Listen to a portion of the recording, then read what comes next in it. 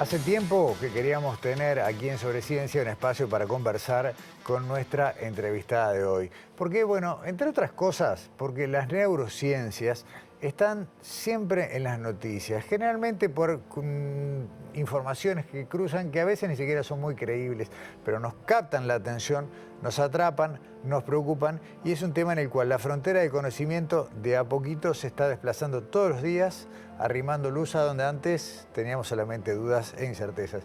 Marita Casteló, bienvenida a Sobre Ciencia. Muchas gracias por estar en TV Ciudad. Muchas gracias, el placer es mío estar acá, gracias por la invitación y bueno, por compartir lo que estamos trabajando en esa área del conocimiento. En el día a día, en la vida cotidiana, en una reunión familiar o algo, sale el tema, te dice Marita, vos que estás en las neurociencias, mirá, leí un artículo que dice que nos van a poner un chip, que no sé, lo que se te ocurra. Sí, Es- sí, son cosas, obviamente la curiosidad no es solamente una característica de quienes investigamos, existe en todos los seres humanos, bueno, en todos los seres vivos. Y sí, es cierto, en reuniones de amigos surgen preguntas, bueno, ¿y cómo es eso? ¿No? ¿Qué es lo que va a pasar con la inteligencia artificial? ¿Qué va a pasar con las neurotecnologías? Es tan real que... Y bueno, y a veces es simplemente, a mí me gusta relativizar y decir, bueno, esto es como que está muy de moda ahora, pero hay cosas que vienen ocurriendo hace mucho tiempo, Claro. ¿no? No es que no es que hayan aparecido en el mes pasado ni el año pasado. Pero además, digo, y no nos detendremos mucho en esto, pero en la propia génesis, a ver, vos sos investigadora desde hace muchísimo tiempo del Instituto Clemente Estable, y no es menor que en la génesis de Clemente Estable está el vínculo entre el propio Clemente y Ramón y Cajal, que era en definitiva un estudioso del sistema nervioso, ¿no? Claro, Clemente Estable es como que fuera mi abuelo científico. Claro. Fue el formador de quien fue mi formador de doctorado, Omar Trujillo de Cenós, y a su vez Clemente Estable fue discípulo de Cajal. O sea que Cajal es mi bisabuelo. Tu bisabuelo. Ese es mi linaje, digamos, y a mí me gusta compartir eso porque lo que uno hace en la vida no siempre es casual. Hay ciertas casualidades, pero bueno, vienen historias de atrás, ¿no? Hay todo un acervo cultural, en este caso, bueno, de la institución que viene de su fundador, Clemente Estable, maestro. También mi mamá era maestra, mi abuela era maestra, o sea, tenemos muchos Hay cruces mucho con cruce. Clemente Estable. Y bueno, las neurociencias en el instituto han sido y siguen siendo uno de los pilares fundamentales. No es el único, por supuesto, pero bueno, de la mano de Clemente Estable, que se formó con Cajal, digo, quien revolucionó las neurociencias en el otro siglo, es como que, bueno, es un legado muy lindo, muy motivador, y de un área del conocimiento que está, bueno, que hay muchos temas, muchos aspectos que están en la frontera y que además hacen a la vida cotidiana de todas las personas, ¿no? O sea, a todos nos toca las neurociencias porque en realidad, como suelo decir, todo lo que hacemos y aún lo que dejamos o no podemos hacer depende de nuestro cerebro, de cómo se ha desarrollado, cómo funciona. Y bueno, eso es importante, por eso es tan lindo poder estudiarlo, entenderlo, para además poder cuidarlo. Y cuando hablamos de neurociencia, uno tiende a nombrar el primer término, como acabas de hacer vos, al cerebro, como el órgano que rige. Pero en definitiva, ustedes también están teniendo que cada vez más aprender de aparato digestivo, de nutrientes, de nuestra fauna intestinal, porque todo eso, la flora intestinal debí decir, dije fauna, todo eso forma parte del bagaje que hoy tiene que tener un neuro o una neurocientífica. Exacto. Bueno, es que justamente en este momento está habiendo un congreso de ciencias biológicas en Montevideo, el cuarto congreso de la Sociedad Uruguaya de Biociencias, y en este congreso la charla inaugural justamente fue sobre la relación intestino-cerebro y la microbiota intestinal y el funcionamiento del cerebro. Entonces ahí es como te da la idea de la importancia que está tomando esa relación entre los microorganismos que habitan nuestro cuerpo, en particular el intestino, y el funcionamiento normal y, digamos, en condiciones patológicas del sistema nervioso. Entonces, eso te habla de que las neurociencias, en realidad, Las neurociencias, hasta por definición, no es una única ciencia. Claro, claro. Es un conjunto de disciplinas que tienen como en común el objeto de estudio, que es el sistema nervioso. Entonces, no es solamente una única disciplina, hay varias disciplinas que están interrelacionadas y a su vez con otras, como la microbiología, como la psicología, la filosofía, la ética, bueno, la ingeniería, las matemáticas, hoy en día la inteligencia artificial. Entonces, es un campo precioso justamente para el abordaje de la investigación desde un punto de vista inter y transdisciplinario. Y con un impacto social importante, ¿no? En ese sentido, mira, tengo como tres lados distintos para llevar la charla, pero voy a ir por este último que mencionaste.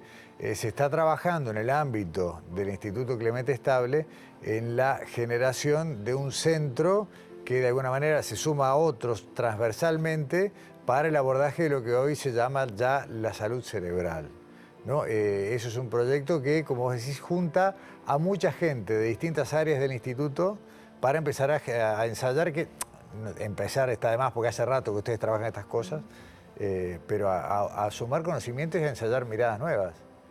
Bueno, efectivamente el Instituto de Investigaciones Biológicas Clemente Estable está trabajando desde hace un tiempo en encarar la investigación desde un punto de vista que fortalezca lo inter y transdisciplinario. Entonces, en este momento hay un proceso para la creación de un segundo centro y un tercer centro que están ligados en algunos aspectos entre sí. Uno que, bueno, justamente tiene como foco el estudio del sistema nervioso en condiciones normales, en condiciones patológicas. Y justamente la aspiración es que sea un centro que permita abordar temas de frontera en las neurociencias, de interés social, para promoción del bienestar y para, bueno, justamente comprender mejor cuáles son los mecanismos que están afectándose, que se dañan en condiciones de enfermedad. Y entonces poder, bueno, en el futuro desarrollar estrategias para, bueno, prevenir, que sería lo ideal siempre, y tratar, en el caso que haya desarrollo de enfermedades neurológicas o enfermedades mentales. Bien.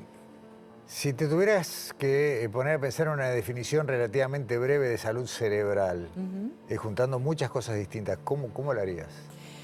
Bueno, como toda definición de salud, pensando en la salud no es una única, no es una definición facilísima de hacer, pero implica el bienestar en términos biológicos, psicológicos y sociales.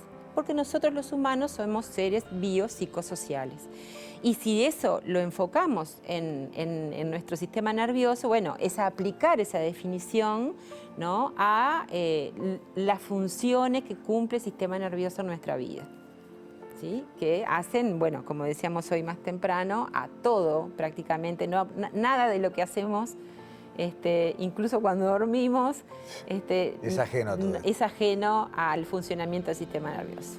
Hace un rato hablabas de conocimientos de frontera, y una de las fronteras, incluso lo estuvimos hablando informalmente hace pocos días, tal vez más fascinantes, es esa frontera todavía indeterminada entre lo que es sistema nervioso y el pensamiento, o entre mente y el pensamiento y cerebro. ¿En qué estamos?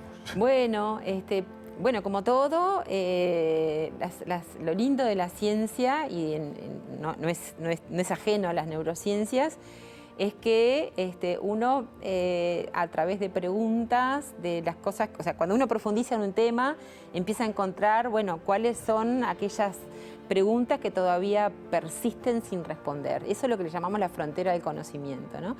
Y lo interesante es que esa frontera del conocimiento se va corriendo en la medida que avanzamos, que hacemos investigaciones.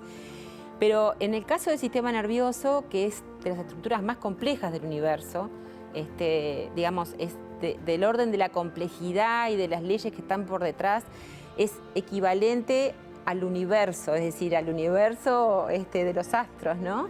es como equivalente. Incluso hay autores que plantean que algunas de las leyes que aplican al universo aplicarían también al sistema nervioso, ¿no? En cuanto a, bueno, la cantidad de elementos que lo componen, el cerebro humano está formado por 86 billones de neuronas, o sea, millones de neuronas, y conectadas entre sí por el orden del trillón de contactos en los cuales las neuronitas dialogan entre sí, que se llaman contactos sinápticos. Y que dialogan con sustancias químicas y también con impulsos eléctricos. Exactamente, que funcionan esos contactos, digamos, es a través de mediadores, como son las sustancias químicas, o a través del pasaje corriente de una célula a la otra directamente, o sea, a través de las sinapsis eléctricas. Pero entonces, ese cerebro con esa estructura, ese funcionamiento, las redes neuronales naturales que lo forman, está en la base, entendemos todos, está en la base de un nivel de integración superior, un nivel emergente, como propiedad emergente que surge de esas conexiones y de ese entramado de neuronas, es que aparecen las funciones cognitivas. Pero todavía, ahí estamos todavía en la frontera del conocimiento. ¿Cuál es la función? Es decir, ¿no? Si yo tengo tales circuitos que están activándose, tales neurotransmisores, tales neuronas, ¿eso está en la base de tal pensamiento o no? O sea, ese salto, ¿no?, entre el nivel estructural, biológico, de sistema, de grupos de neuronas interactuando entre sí, de ahí al otro nivel, que es la cognición, los pensamientos, lo que uno imagina, lo que uno recuerda, los cálculos, qué sé yo, las emociones. Ese es un salto que todavía no se ha terminado de dar en cuanto a la comprensión, ¿no? Ahí está todavía en la frontera del conocimiento.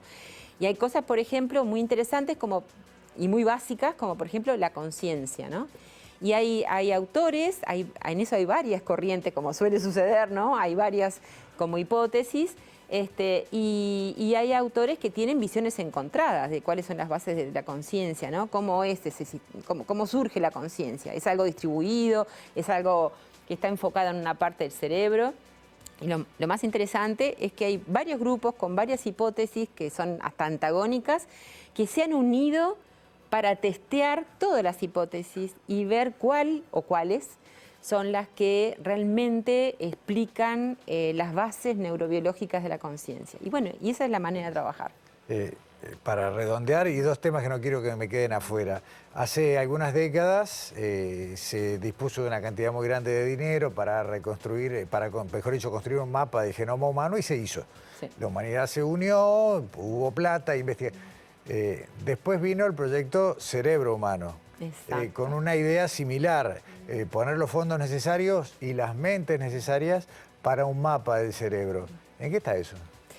Bueno, en eso hay una historia de muchos años ya a esta altura. Bueno, digamos, como todo es un proceso, ¿no? Pero ya, digamos, por el 2013... fue que empezaron dos grandes proyectos cerebro. Es decir, ¿qué son los proyectos cerebro?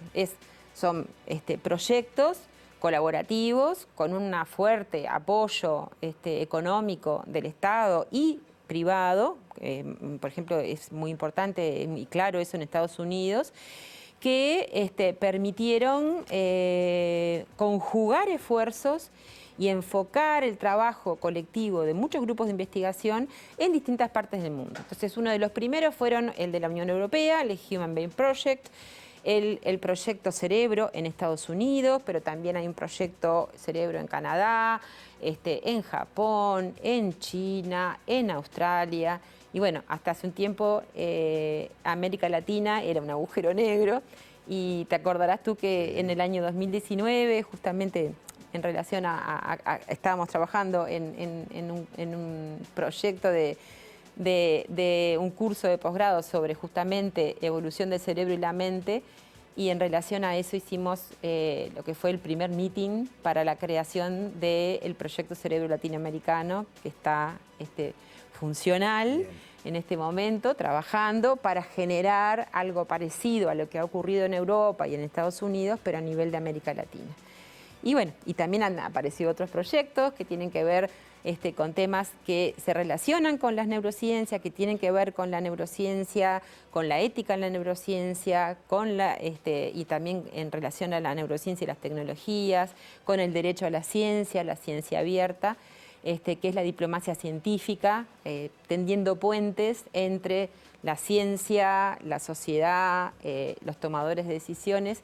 Y en eso hemos justamente también en los últimos años, ahora hace muy poquito, creado una red latinoamericana que justamente se llama Diplomacia Científica, Neurociencia, Tecnología y Sociedad, que está justamente tendiendo esos puentes necesarios para el diálogo entre la comunidad neurocientífica y tecnológica con la sociedad, con los tomadores de decisiones, para el asesoramiento científico y bueno. Podríamos empezar en este punto una nota entera nueva, hablando de neuroderechos, de diplomacia científica, de la bioética aplicada a todo este campo. Es otro tema y que a la gente común le preocupa mucho. ¿Lo dejamos para la próxima? Bueno, dale.